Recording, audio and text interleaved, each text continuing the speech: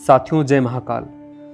साथियों, आज हम भाग्य रेखा की रहस्य के बारे में बात करेंगे और जानेंगे कि भाग्य रेखा कितने प्रकार की होती है और कैसा फल देती है अलग अलग सिचुएशन में। इसके साथ यह भी जानेंगे कि सूर्य का कैसा स्थान होता है और सूर्य पर किस तरह रुकावटें होती हैं और किस प्रकार वह अपना फल प्रोड्यूस करता है, किस प्रकार फल देता है। समस्त जानकारी के लिए वीडियो अंत तक देखना और ध्यान से देखना। साथियों, जो हाथ का आकार होता है वह हमारे बारे में बहुत कुछ बताता है। हाथ के आकार से पता चल जाता है कि जातक के विचार किस प्रकार के हैं। हाथ की 3 प्रमुख रेखाएं होती हैं। हाथ की यह जो प्रथम रेखा है वो हृदय रेखा है। हृदय रेखा सीधा शनि पर्वत और गुरु पर्वत के बीच में आ गई है, यानी इनके अंदर दोनों के मिले जुले गुण होते हैं। इस तरह की जब हृदय रेखा यहाँ पर आ जाती है, जब इस तरह योग का चिन्ह बना लेती है, थोड़ा सा गोला आकार ले लेती है, तो दर्शाते हैं कि जातक गुप्त विद्याओं में रुचि लेता है। जातक कई बार तंत्र मंत्र में रुचि ले लेता है।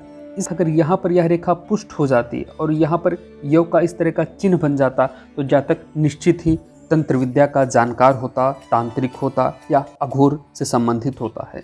जी हाँ दोस्तों, इसके बाद जो दूसरे नंबर पर रेखा आती है वह है जातक की मस्तिष्क रेखा। यह जो मस्तिष्क रेखा होती है यह भी दिखाती है कि जातक का मस्तिष्क किस प्रकार का है, किस प्रकार की भावनाएं उसके अंदर हैं और किस प्रकार की सोच रखता है अपने अंदर। इसके बाद बात करते हैं जीवन रेखा पर। इनके जीवन रेखा सामान्य रूप से लंबी तो है, लेकिन यहाँ पर देखिए गौर से जीवन रेखा पर कुछ रेखाएं इस तरह से इसको दूषित कर रही हैं, कट कर रही हैं, तो यह नुकसान करता है जीवन काल में। स्वास्थ्य संबंधी दिक्कतें देता है, वह कार्य में बाधा देता है। इसके बाद जो सबसे अहम रेखा है इनके हाथ की जीवन रेखा के बाद वह इनकी भाग्य रेखा, यानी इनकी जो भाग्य रेखा दिखाई दे रही है वह इस तरह से यहाँ चंद्र पर्वत से, यानी इस स्थान से निकल रही है। भाग्य रेखा जब कभी चंद्र पर्वत से निकलती है और सीधे हृदय रेखा में मिल जाती है तो यह दिखाती है कि जातक कल्पनाशील होगा। जातक में कल्पनात्मक गुण तो होंगे, लेकिन इसके साथ इनके अंदर कुछ कमियाँ ऐसी हैं जो जानना बहुत महत्वपूर्ण है। जब भी यह भाग्य रेखा हृदय रेखा से संबंध बना ले, हृदय रेखा पर आकर रुक जाए, तो ऐसे जातक कई बार जल्दबाजी में निर्णय कर बैठते हैं और इन्हें पछताना पड़ता है बाद में। इन्हें सोच समझकर कार्य करना चाहिए। यानी ये जो भाग्य रेखा होती है ये चंद्र पर्वत यानी मन के स्थान से निकलकर सीधे हृदय के स्थान पर आ गए हैं। ये मन और हृदय की सुनते हैं, ये मस्तिष्क का उपयोग कम करते हैं, जिस कारण से इन्हें धोखा भी कई बार उठाना पड़ जाता है। इस तरह की भाग्य रेखा वालों को थोड़ा सा सावधान रहने की आवश्यकता होती है और इन्हें सोच समझकर निर्णय लेना चाहिए। जी हाँ दोस्तों, इसके साथ ही जातक की भाग्य रेखा यहाँ पर देखिए एक चंद्र रेखा यहाँ से निकलकर राहु स्थान पर आ गई है, यानी यह जो भाग्य रेखा है या सीधे हृदय रेखा से मिल गई है और एक राहु रेखा चंद्र पर्वत से निकलकर एक राहु रेखा सीधे निकलकर यहाँ पर एक राहु रेखा दिखाई दे रही है।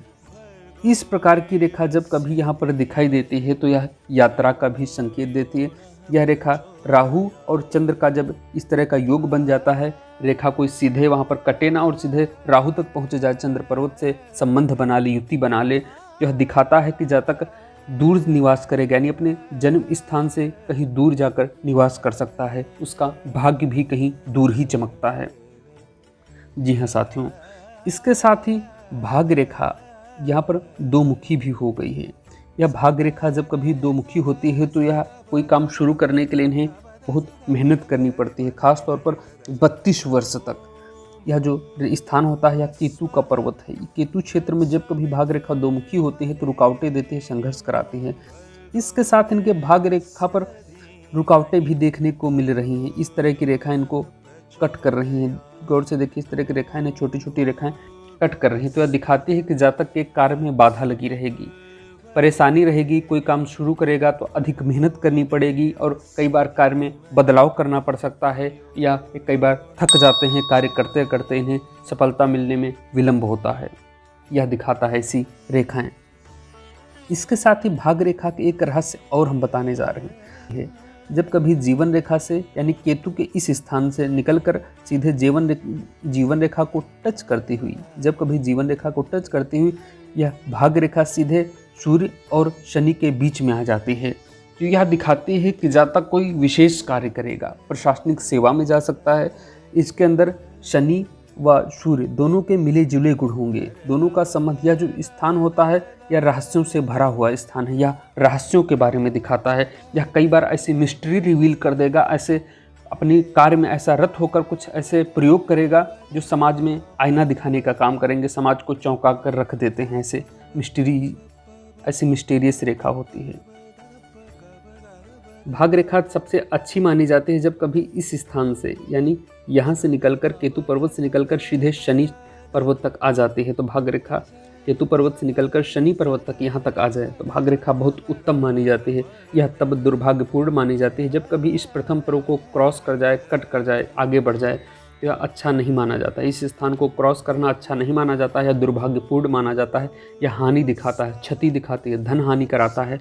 कार्य में अचानक से कोई काम शुरू होते होते अचानक से उसको जीरो पर ला देगा, या हमेशा के लिए उसे खत्म कर देगा, बंद कर देगा, बना बनाया कारोबार, ऐसा दिखाता है श्री रेखाएं। यह रेखा अच्छी नहीं मानी जाती है। लेकिन जब कभी इस स्थान पर, जहाँ तक इस तरह दिखाई दे रही है, सिर्फ यहीं तक रह जाते हैं तो बहुत उत्तम फल देती है, क्योंकि भाग रेखा शनि से सीधा संबंध बनाती है। भाग रेखा तब और अधिक महत्वपूर्ण और अधिक अच्छा फल देने लगते हैं जब सूर्य रेखा भी किसी के हाथ में इस तरह दिखाई देती है। जब कभी भाग रेखा भी मौजूद हो, स्पष्ट हो, लंबी हो, और सूर्य रेखा भी मौजूद हो हाथ में, तो जीवन में बहुत उत्तम फल देती है। यानी भाग्य को डबल सपोर्ट मिल जाता है, बहुत अच्छा फल मिलता है। ऐसे जातक उच्च जीवन जीते हैं और जीवन में बहुत कुछ हासिल करके और अधिक नाम कमाते हैं।